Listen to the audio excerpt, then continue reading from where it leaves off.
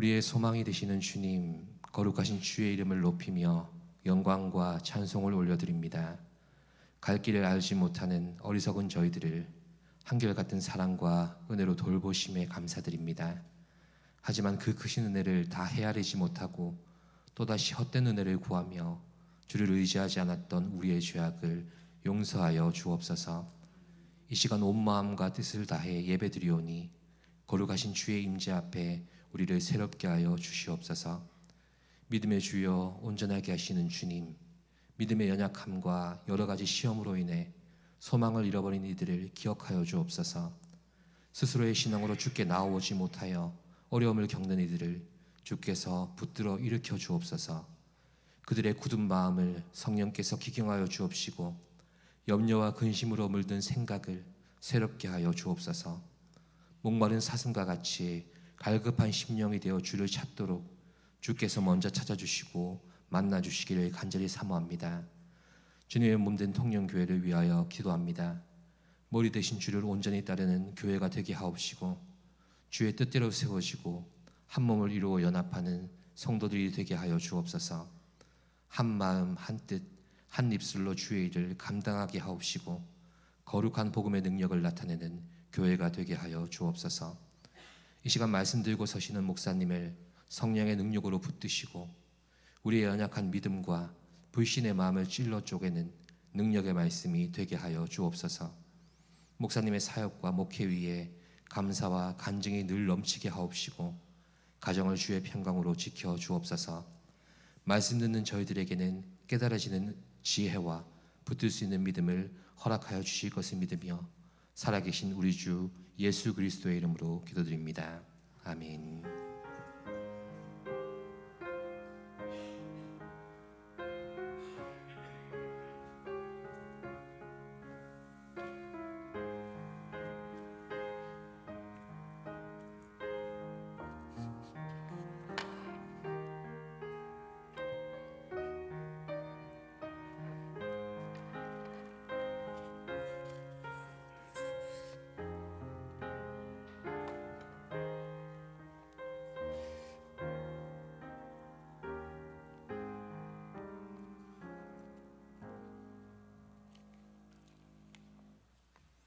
먼저 수요교회 기도에 나오신 분들 인사 나누시겠습니다.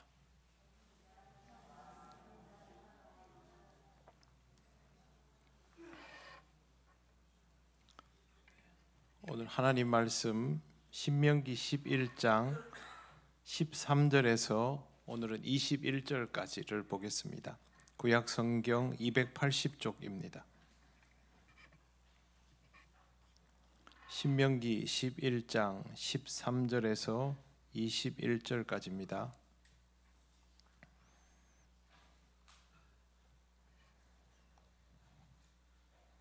한 절씩 교독하겠습니다. 내가 오늘 너희에게 명하는 내 명령을 너희가 만일 청종하고 너희의 하나님 여호와를 사랑하여 마음을 다하고 뜻을 다하여 섬기면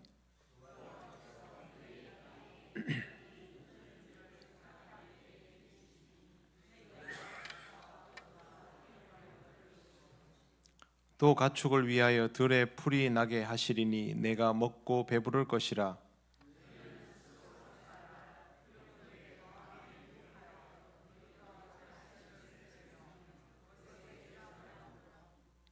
여호와께서 너희에게 진노하사 하늘을 닫아 비를 내리지 아니하여 땅이 소산을 내지 않게 하심으로 너희가 여호와께서 주신 아름다운 땅에서 속히 멸망할까 하노라.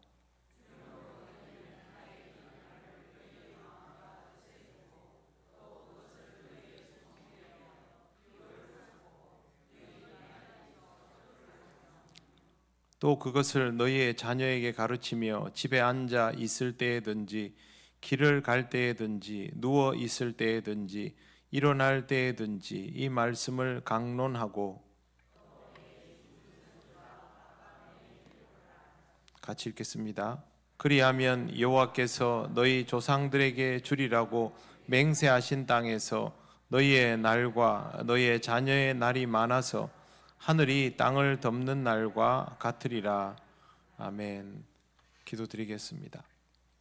하나님 아버지, 이 시간 신명기 말씀을 함께 묵상할 때에 성령께서 전하고 듣는 우리 모두를 인도하여 주셔서 이 말씀의 의미를 온전히 깨달으며 하나님 원하시는 자리에서는 우리가 되기를 원합니다. 인도하여 주시옵소서. 예수님 이름으로 기도드립니다. 아멘.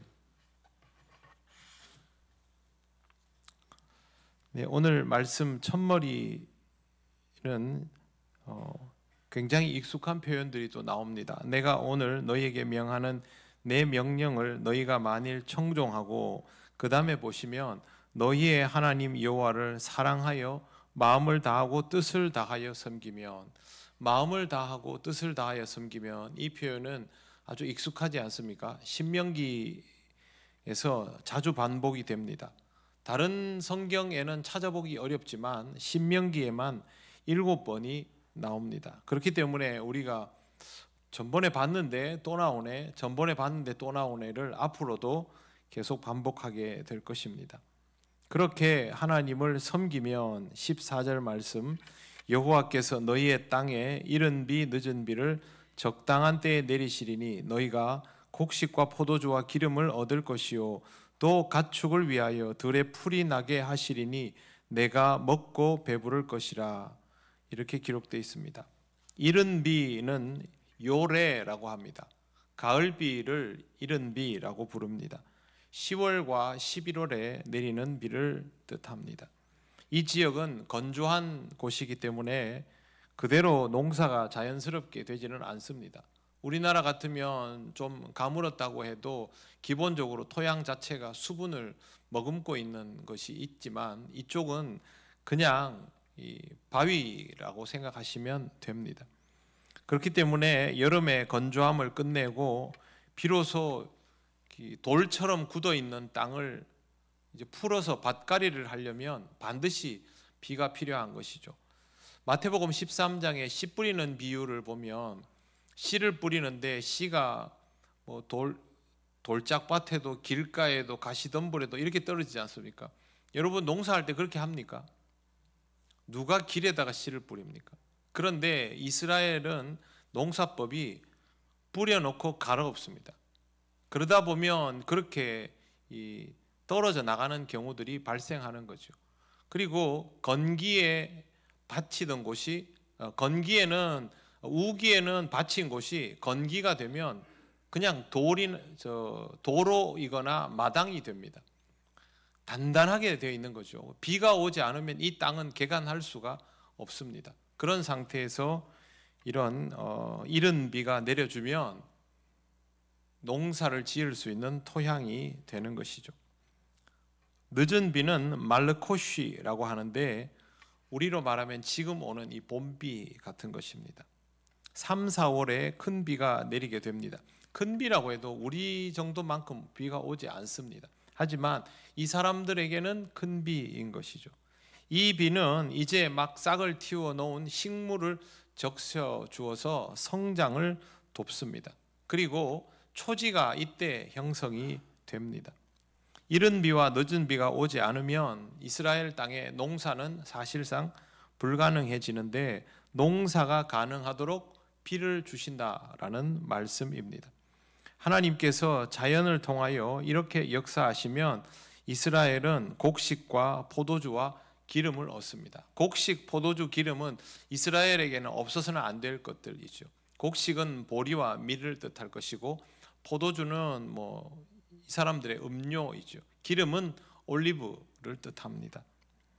하나님께서 이스라엘을 위하여 직접 비를 내리신다라는 것을 모세가 굳이 설명하는 이유는 하나님께서 가나안 땅을 이스라엘을 위한 선물로 주셨다라는 것을 분명하게 밝히는 것입니다.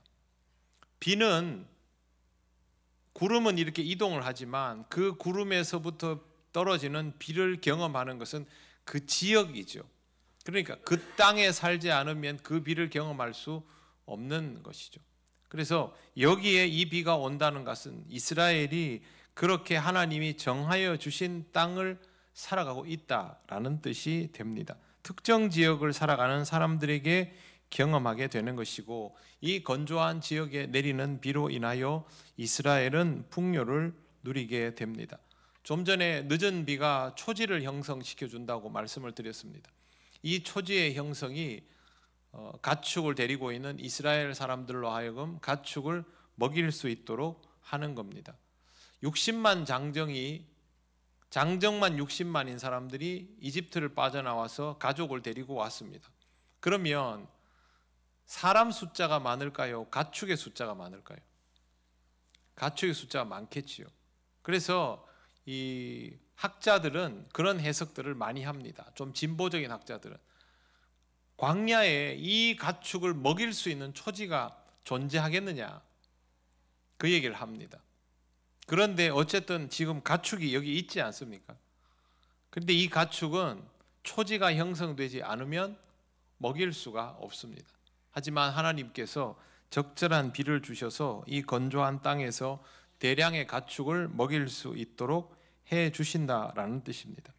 전체적으로 보면 이런 의미가 됩니다. 하나님은 이스라엘이 살아갈 수 있도록 확실한 보장을 해 주실 것이다 라는 뜻입니다.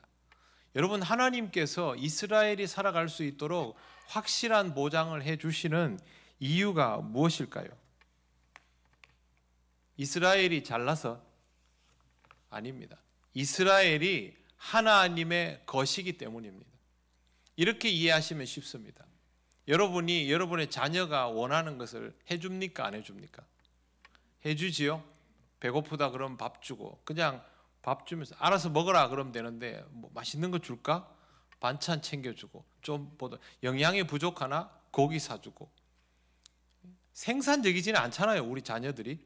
그렇죠. 그럼에도 불구하고 먹이고 입히고 키워서 장성해주면 다 탈출하지 않습니까? 그래도 그 탈출한 자식 뒷공문을 향해서 또 뭘 해줄까 하지. 왜 그렇게 합니까? 자식이니까. 하나님께서 이스라엘을 향하여 전적으로 보장해 주시려고 하는 것은 자식이기 때문입니다. 하나님의 소유라는 말이기도 하지만 하나님의 자식이라는 뜻이기도 합니다. 자식 아닌 사람도 도울 수 있죠. 그러나 이렇게 전폭적으로 모든 영역에 대해서 커버하면서 하기는 어렵습니다. 하나님은 지금 모든 영역에 대해서 다 커버하신다는 말씀을 하시는 것입니다. 하나님께서 너는 내 것이라, 너는 내 자녀이다, 나의 민족이다, 내가 택한 백성이다 라고 선언하시는 겁니다. 그러면 이스라엘은 어떻게 해야 되겠습니까? 반응을 보여야죠. 하나님께서 그렇게 선언하시면 우리는 하나님의 백성입니다. 택함 받은 족속입니다. 하나님의 자녀입니다. 하나님께서 세우시는 민족입니다. 이렇게 이스라엘이 이제 요즘 말로 하면 리액션을 해야 되는 것이죠. 신앙생활은 하나님의 소유권 주장에 대하여 우리가 긍정하고 받아들이는 것이 신앙생활입니다. 우리가 뭘 하는 게 아닙니다. 항상 하나님의 액션이 먼저 있고 우리가 거기에 반응하는 것이 신앙생활입니다. 내가 하나님을 찾은 게 아니고요. 하나님께서 나로 하여금 하나님 쪽으로 바라보도록, 하나님을 찾도록 만든 것입니다. 그걸 받아들이는 것이 신앙생활입니다. 그래서 신앙생활은 굉장히 능동적이라도 궁극적으로는 수동적입니다. 모든 주권이 하나님께 있기 때문에 기승전결이 전부 하나님에 의해서 점이 찍혀지기 때문에 그렇게 되는 것입니다.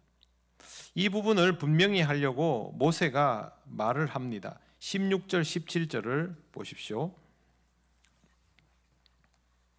자, 같이 읽겠습니다. 천천히. 너희는 스스로 삼가라.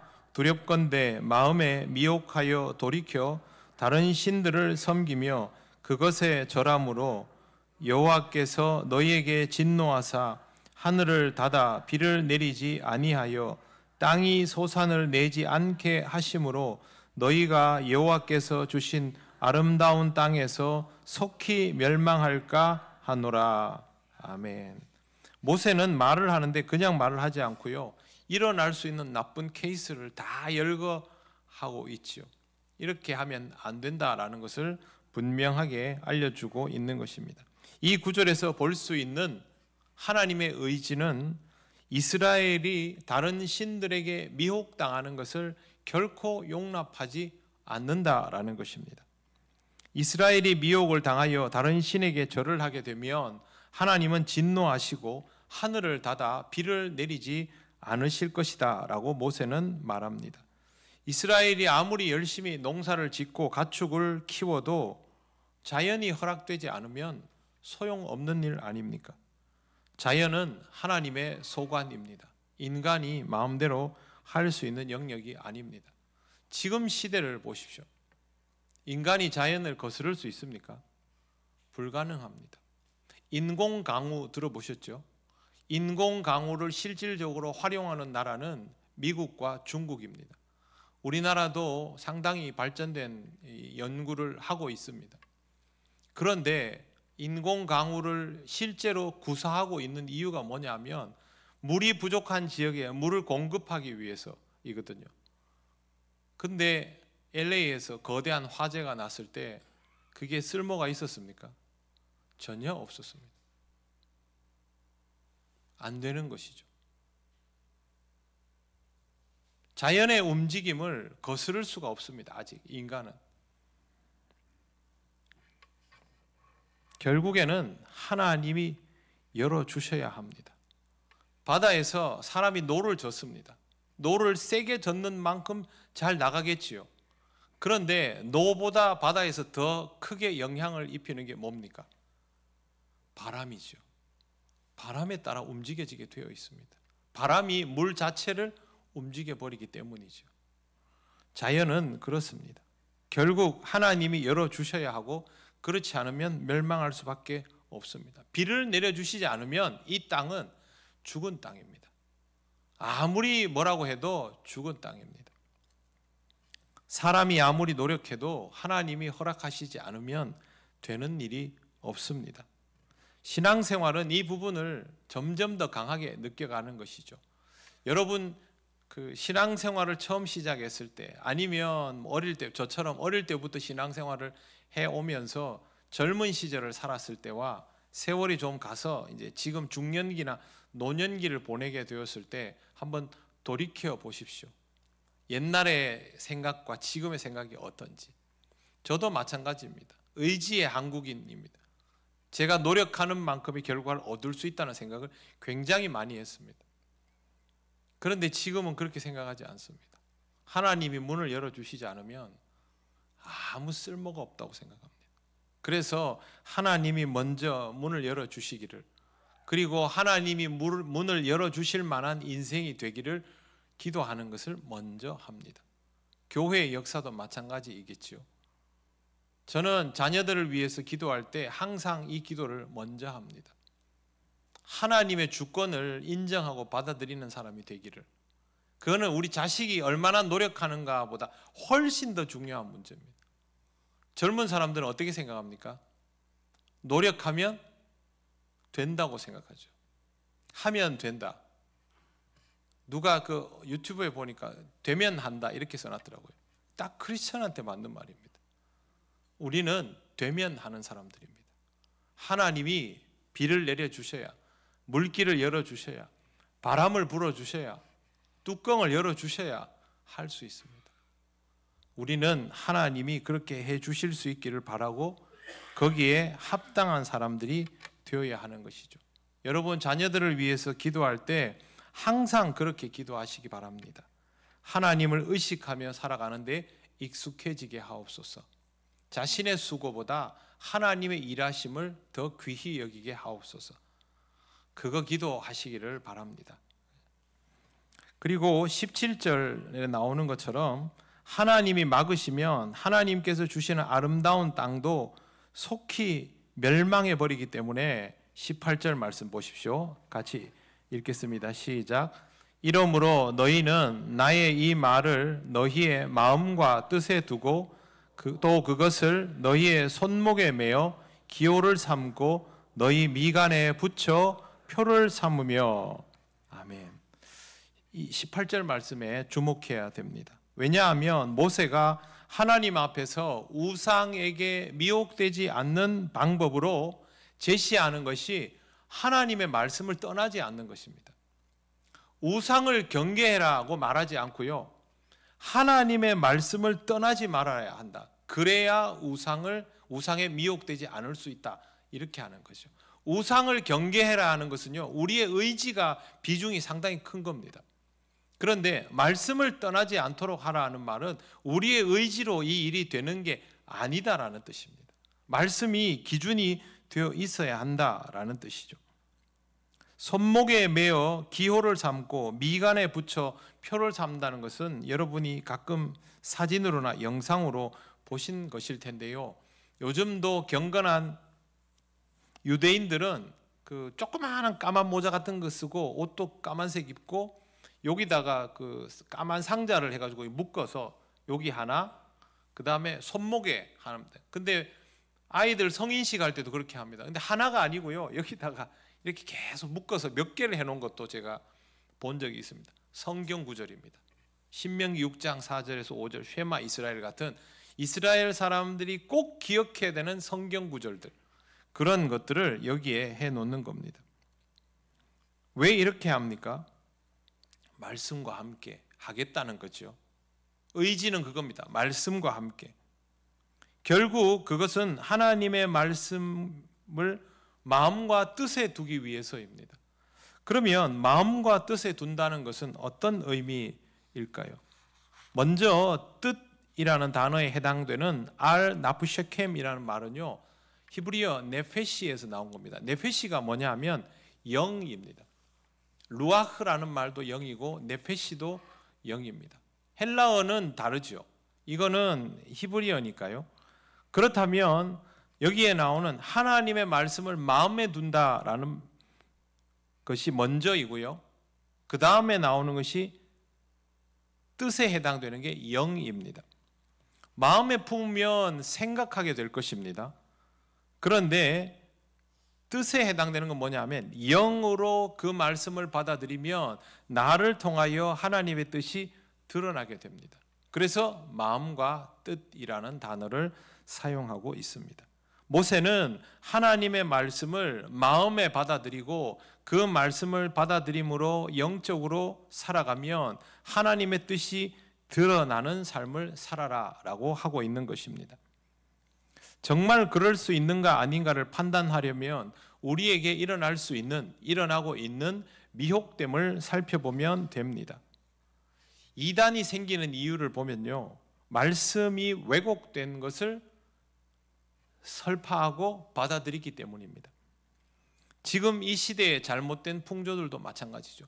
여러분, 이단이 다른 것이 아니죠. 성경을 잘못 해석해 놓은 것을 옳다 여기고 받아들여 버리는 거 아닙니까? 그러면 그게 이단이 되어버립니다. 그리고 요즘 세상 풍조에 맞추어서 성경을 해석하는 경우도 똑같은 문제에 봉착하게 됩니다. 대표적인 게 동성애 같은 것이죠. 시대에 따라서 성경의 해석이 계속 바뀌어 버리는 거죠. 요즘 그런 사람들이 많으니까 저 사람들을 위해서 해석을 달리 해버리면 그는 말씀이 기준이 아니게 되는 것이죠. 나중에는 살인도 가능해질 수도 있습니다.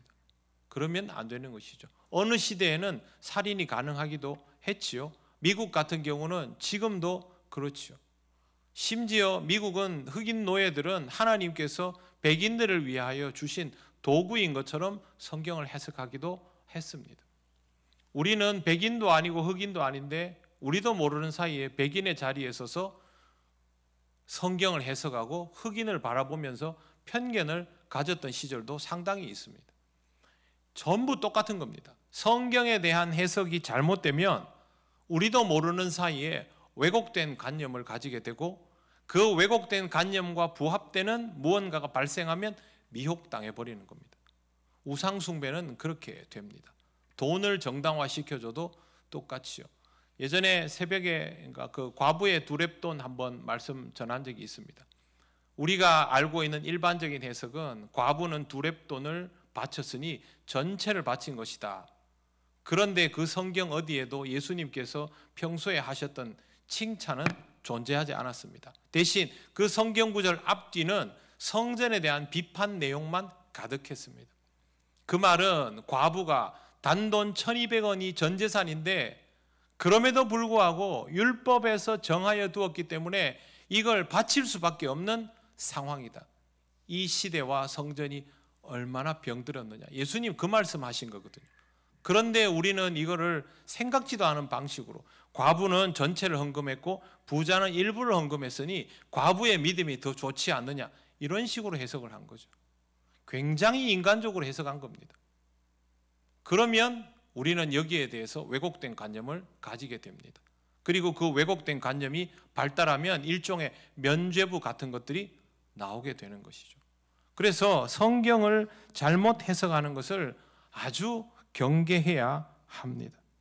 성경이 읽을 때 항상 이 본문이 무엇을 의미하는가에 대해서 여러분 골똘히 생각해야 됩니다. 그냥 아멘 아멘 할 것이 아닙니다. 성경을 읽으며 무슨 의미인지를 알고 또 저 같은 사람들은 제대로 전달해야 됩니다. 잘못 전달하면 죄가 아주 커지지 않습니까? 그래서 이런 것들을 주의해야 되고, 말씀은 우리에게 목숨과도 같다라는 생각을 꼭 하여야만 합니다. 19절과 20절 말씀을 보시기 바랍니다. 같이 천천히 읽겠습니다. 또 그것을 너희의 자녀에게 가르치며 집에 앉아 있을 때에든지 길을 갈 때에든지 누워 있을 때에든지 일어날 때에든지 이 말씀을 강론하고 또 내 집 문설주와 바깥문에 기록하라. 아멘. 두 가지가 나오는데요. 첫 번째는 자녀에게 가르치라입니다. 자녀에게 가르치라는 말은 우린 다 압니다. 그런데 잘 안 됩니다. 여러분은 자녀에게 어떤 것을 가르칩니까? 여러분이 잘 모르는 것을 가르칩니까? 확신하고 신념이 되어 있는 것들을 가르칩니까? 후자이지요. 꼭 성경이 아니더라도 여러분 인생을 살아오면서 피 같은 경험을 한 것이 있으면 자식들에게 말하지요. 근데 나도 잘 모르겠는데 라는 내용을 가르칩니까? 그렇게 안 합니다. 온몸으로 체득한 경험, 그런데 살아보니 너무너무 귀했다. 그러면 여러분은 어떻게든 그걸 가르치려 할 겁니다. 평생 열심히 돈 버는 일에 전념을 다했고 그게 제일 중요하다고 생각한 사람은 자식에게 뭘 가르치겠습니까? 열심히 벌어야 된다, 그 얘기 안 하겠습니까? 그런데 그렇게 열심히 살면서 돈보다 더 가치 있는 것이 있다고 생각한 사람은 또 돈이 다가 아니다, 이렇게 가르치겠죠. 인생의 경험, 좌우명 같은 겁니다. 성경 말씀이 우리에게 그런 가치이면 우리는 자식에게 그걸 말합니다. 여러분은 자녀에게 아마 이런 말을 할 겁니다. 신앙생활 열심히 해야 된다. 신앙생활보다 중요한 게 없다. 기도 열심히 해야 된다. 네가 잘 몰라서 그렇지 하나님 앞에 기도하는 것보다 중요한 거 없다. 말씀 읽어야 된다. 이거 모르면 인생을 지혜롭게 살아갈 수가 없다. 이게 여러분의 경험이면, 좌우명이면 아마 이 말을 하기 위해서 다른 말들을 포기해 가면서까지 그 말을 전하려고 할 겁니다. 거의 우리는 우리 자녀에게 복음 전하는 심정으로 말을 하게 되지요. 본문에 나오는 자녀에게 가르치면은 우리한테 적용하면 그런 의미입니다. 그런 마음이어야 됩니다. 여러분 자식 전도하는 마음으로 그 말씀을 읽고 그걸 마음에 새겨 두었다가 그렇게 인생의 좌우명으로 자리 잡게 해서 전달하셔야 됩니다. 그렇지 않으면 자식에게 말씀 가르치기 어렵습니다. 나도 확신하지 않는 걸 누구한테 말하겠습니까? 자식들이 우리를 잘 모릅니까? 잘 압니까? 제법 잘 압니다. 그래서 우리의 말과 우리의 행동의 진정성을 확인합니다. 더더욱 말씀을 가르치려면 여러분에게 이 말씀이 중요해야 됩니다. 더 나아가서 신념이고 확신이어야 합니다. 그래야만 그걸 전할 때 듣게 되는 거죠. 매일 기도하는 아버지, 어머니가 전해놓으면 자식은 언젠가 그걸 깨닫습니다. 그렇게 되어 있습니다. 그렇게 말씀을 가르친다는 것의 조건이 그렇게 있어야 합니다. 그리고 성경을 자식에게 가르치려면 반드시 성경 말씀에 대한 확신이 있어야 할 뿐만 아니라 내용을 제대로 알아야 됩니다. 모르면 가르칠 수 없지요. 여러분 가업을 이어가는 자녀에게 그 가업에 대해서 전수해 줄 때 네가 알아서 해라 이럽니까? 여러분 가지고 있는 노하우를 다 전해주지 않습니까? 우동집이면 우동 비법 전수해 주겠죠. 똑같습니다. 신앙생활의 비법을 전수해 주셔야 됩니다.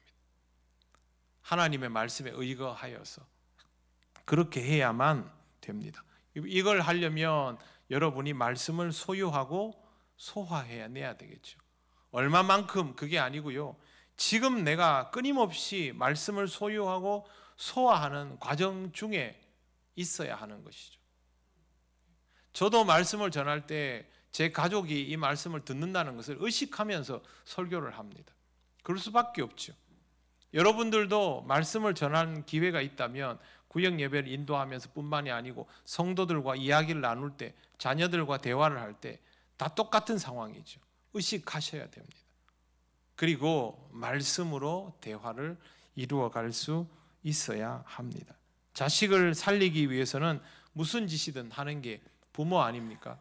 여러분의 인생에 신앙이 제일 중요한 것이듯 자녀의 인생에도 제일 중요한 것이 무엇입니까? 여러분 자녀의 인생에 제일 중요한 게 무엇입니까? 신앙입니다. 다른 건요 다 그 위에 세워지는 겁니다. 반석이 안 되면 소용없습니다. 그렇기 때문에 항상 내가 모든 걸 다 접어도 내 자식의 신앙만은 바로 세워지게 하리라. 강권적으로가 아니고요. 내가 거기에 올인하면 됩니다. 꼭 그렇게 기도하고 준비하고 거기에 몰두하시기를 바랍니다. 자식한테 이것도 바라고 세상적인 것도 바라고 그렇게 하지 마시고 여러분에게 원함은 그것밖에 없다고 드러내어 알려주셔야 됩니다. 그래야 이 문제를 하나하나 풀어갈 수가 있습니다. 결코 쉽지 않습니다. 우리한테는 이게 현재 진행형입니다. 그 다음에 문설주와 바깥에 기록하라는 말씀은요 두 가지 의미가 있습니다. 첫째는 남들이 보도록입니다. 여러분 집에 앞에 대문에 뭐가 붙어 있습니까? 예? 교패 붙어 있죠. 무슨 의미입니까? 나는 크리스천은 당연한 거고 나는 통영교회 교인입니다. 그거 아닙니다. 이단들은 또 그거 보고 또 기가 막히게 찾아오죠. 찾아오면 뭐합니까? 어차피 소용이 없는데.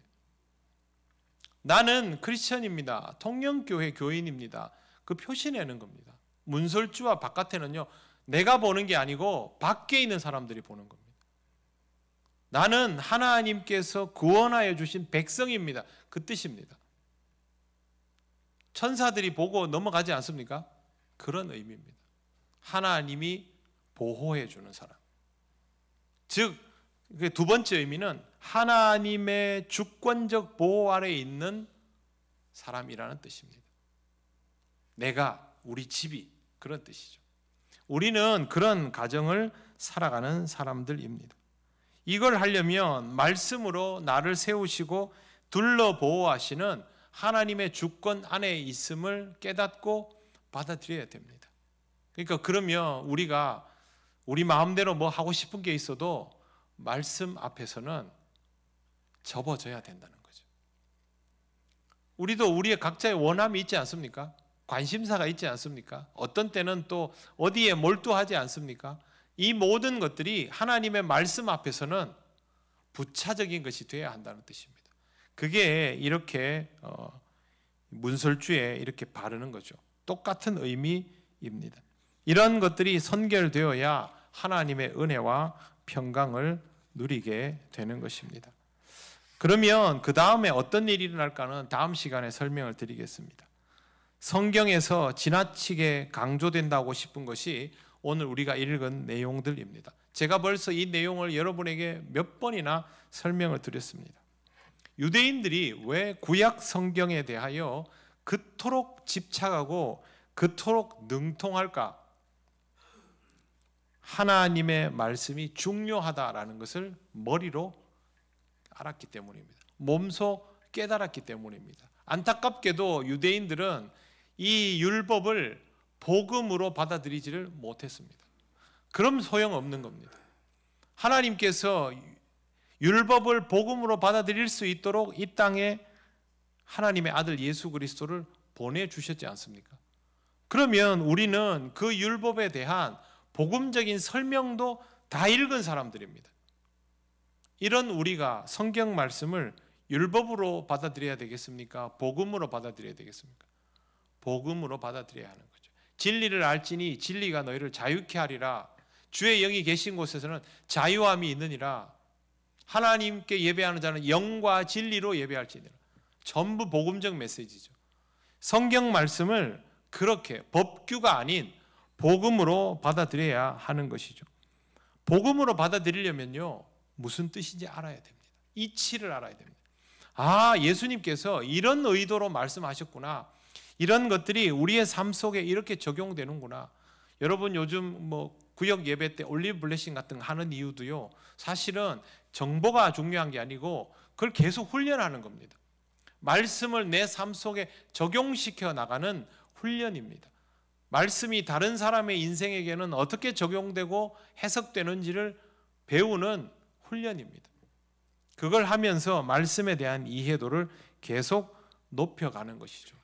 우리는 믿음이 부족하여서 신앙을 이것밖에 못합니다. 그게 믿음이 부족하다라는 말이 틀린 말은 아니지만 그냥 믿음이 부족한 것이 아니고 말씀에 대한 이해도가 높아지지 않기 때문에 말씀과 기도를 통한 신앙의 성장이 잘 안 이루어지는 겁니다. 사람이 계속 일만 하면요, 그게 잘 되는지 잘 안 되는지 압니까? 모르지요. 뭐든지 일을 하고 나면 그것에 대한 결과를 체크하고 부족한 점을 보완하고 개선하고 그렇게 하지 않습니까? 신앙생활도 마찬가지거든요. 우리가 신앙적으로 살아가면서 이게 원래는 어떤 원리에서 이루어지는 일인지를 배우고 그렇게 실천하고 그 일이 잘 되는지 안 되는지 확인을 하고 잘 안 된 부분을 하나님 앞에 나와서 기도하고 하나님께서 주시는 은혜를 통하여 이 부분들을 보완하고 개선해 나가면서 신앙이 묵상이 깊어짐을 통하여 성장하는 겁니다. 그런데 이 아주 중요한 과정 중에서 말씀에 대한 이해도가 자라지 않으면 이거 자라지 않죠. 제가 말씀드리는 말씀에 대한 이해도라는 말은요, 성경에 대한 정보가 늘어나는 것을 뜻하지 않습니다. 성경을 다 외워야 되느냐? 아닙니다. 성경을 관통하는 메시지를 볼 줄 알아야 됩니다. 예수님께서 말씀하시면 이게 무슨 뜻인지를 알고 그걸 내 삶 속에서 고민하고 투영해 볼 줄 알아야 됩니다. 그래야 말씀에 대한 이해도가 높아집니다. 사랑하는 성도 여러분, 이 과정을 꼭 여러분의 삶 속에서 잘 수행해 나가시기를 바랍니다. 모세는 오늘 굉장히 현실적인 설교를 했습니다. 이스라엘 사람들은 똑같이 듣던 얘기지만 실제 이스라엘의 현실에서 이 부분이 빠지면 속빈 강정이 되어버리기 때문에 모세는 이 부분을 강조하고 있습니다. 보이지 않는 하나님에 대하여 사람이 조금이라도 더 이해하고 받아들일 수 있는 최고의 창구는 말씀입니다. 그리고 그 말씀을 통하여 기도로 나아가며 하나님과 소통할 수 있습니다. 항상 말씀의 가치에 대하여 잘 생각해 보시기를 바랍니다. 말씀을 깨닫고 이치에 합당하게 행하며 부족함을 하나님 앞으로 가지고 나아가서 은혜로 체험받는 사람이 하나님의 말씀이 선언되는 대로 이루어지는 복을 누리는 사람이라는 것을 잘 기억하시며 그렇게 말씀 따라 살아가시기를 바랍니다. 기도드리겠습니다. 오늘은 우리 같이 기도할 제목이 하나 있습니다. 송미영 권사님이 내일 아침에 혈관 확장 시술을 받습니다. 근데 지금 검사해 보면 한 번 더 해야 할 가능성이 굉장히 높습니다. 권사님이 좀 이렇게 마음이 좀 무거운 상태입니다.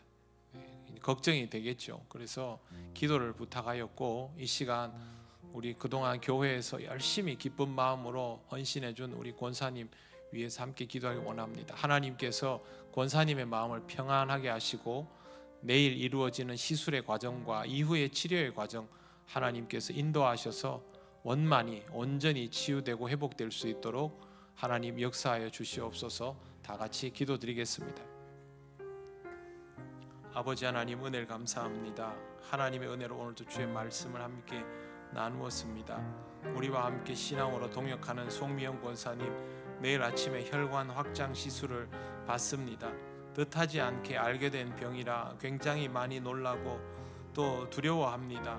하나님 아버지, 권사님의 마음을 평안하게 하시고 내일 아침 하나님을 믿고 의지하며 편한 마음으로 시술에 임할 수 있도록 또 하나님 아버지, 집도하는 손길 위에 역사하여 주셔서 깨끗하게 시술되고 이후의 모든 치료의 과정도 하나님 은혜 가운데 잘 이루어질 수 있도록 건강하게 회복되어서 우리와 함께 앞으로도 아름다운 신앙의 동역을 이루어갈 수 있도록 성령께서 역사하여 주시옵소서. 하나님, 이 과정을 통하여 온 가족이 주님 앞에 한 마음으로 기도하며 하나된 모습으로 오직 신앙으로 하나로 묶어질 수 있는 좋은 기회가 되기를 원합니다. 영이신 하나님 아버지, 역사하여 주시옵소서.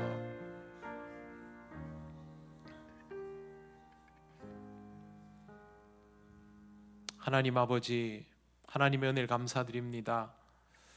발견하기 어려운 부분이지만 우리 권사님을 통하여 하나님께서 제때에 발견하게 하시고 치료받을 수 있도록 인도하심을 감사합니다. 내일 아침에 시술 받게 되었습니다. 권사님, 두렵고 또 떨리는 마음으로, 무거운 마음으로 있사오니 하나님께서 그 마음을 평안하게 하시길 원합니다. 내일 시술의 모든 과정 위에 하나님 함께 하셔서 집도하는 손길과 돕는 손길 위에 하나님의 권능이 임하게 하시고 온전히 시술되고 깨끗이 치료될 수 있도록 역사하여 주시옵소서. 앞으로도 치료의 과정이 남아있다고 들었습니다. 모든 과정 위에 하나님께서 함께하여 주실 줄 믿습니다. 완전히 깨끗함을 얻게 하시고 하나님, 이 시간을 통하여 사랑하는 가족들이 권사님을 위하여 마음을 모두어 기도하게 하시고 온 가족이 온전히 주님 앞에 엎드리며 신앙으로 똘똘 뭉칠 수 있는 기회가 될 수 있도록 성령님 역사하여 주옵소서. 그동안 매일 새벽마다 눈물로 기도하던 권사님을 주께서 귀히 보시고 이 가정이 이 계기를 통해서 하나님을 온전히 믿고 받아들이는 은혜가 있도록 인도하여 주시옵소서. 예수님 이름으로 기도드립니다. 아멘.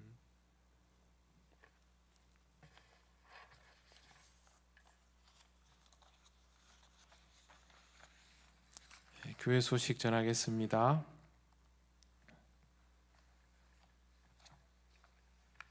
일여전도의 헌신 예배가 다음 주일 오후 예배 시간에 드려지게 됩니다.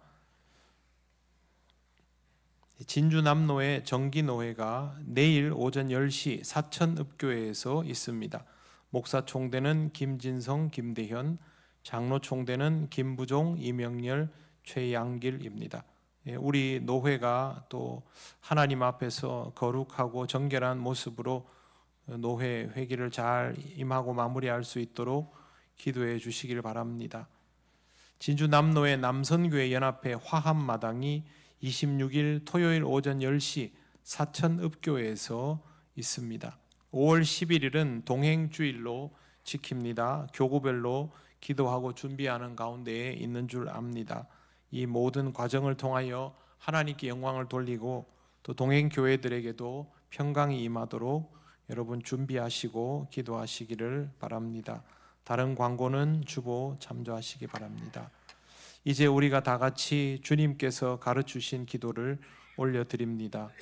하늘에 계신 우리 아버지, 아버지의 이름을 거룩하게 하시며 아버지의 나라가 오게 하시며 아버지의 뜻이 하늘에서와 같이 땅에서도 이루어지게 하소서.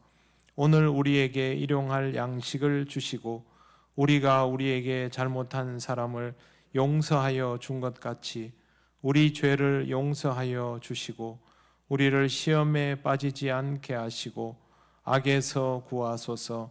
나라와 권능과 영광이 영원히 아버지의 것입니다. 아멘.